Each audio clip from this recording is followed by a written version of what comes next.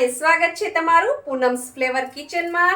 આજે હું તમને બટેટાની નહીં પણ બટેટાની છાલની એક રેસિપી શીખવાડવાની છું। આપણે બટેટાની છાલમાંથી છે ક્રિસ્પી વેફર્સ તૈયાર કરીશું। એના માટે બટેટાની છાલ, આપણે બટેટા તો સુધારતા જ હોઈએ છીએ ઘરમાં, રોજબરોજ ઉપયોગ કરતા જ હોઈએ છીએ। આ રીતે એની છાલ ઉતારી લેવાની છે અને આ છાલને આપણે અહીંયા મેં તેલ ઓલરેડી પહેલા ગરમ કરવા મૂકી દીધું છે। આપણું તેલ છે આપણે ચેક કરી લઈએ ગરમ થઈ ગયું છે કે નહીં। તેલ ગરમ થઈ ગયું છે, કારણ કે ઇઝીલી ઉપર આવી જાય એટલે સમજવાનું કે તેલ ગરમ થઈ ગયું છે।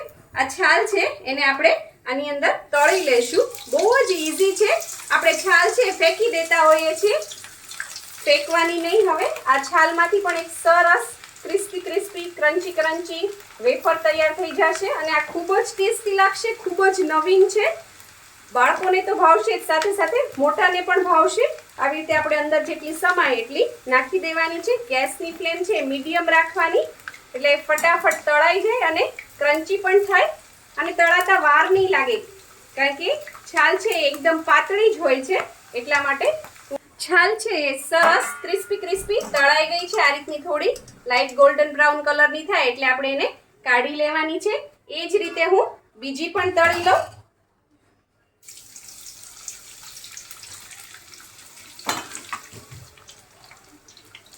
બીજી વાર જે આપણે નાખી હતી આ બટેટાની છાલ એ પણ સરસ તૈયાર થઈ ગઈ છે, એકદમ નવીન જ છે। તમે કોઈકને કહેશો તો પણ યુનિક લાગશે અને બહુ જ ટેસ્ટી છે અને હેલ્ધી પણ છે, કારણ કે આપણને ખબર જ છે બધી વસ્તુમાં છે એ મેઇન વસ્તુ હોય એના કરતાં છાલમાં વધારે વિટામિન્સ હોય। હવે આપણે આની અંદર મસાલા કરી દઈએ।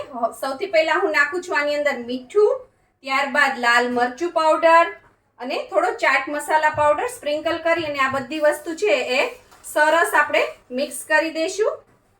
કોઈ પણ વેજીટેબલ્સ કે ફ્રૂટ હોય એની છાલમાં છે વધારે વિટામિન હોય છે, તો આપણી તૈયાર છે ક્રિસ્પી બટેટાની છાલની વેફર।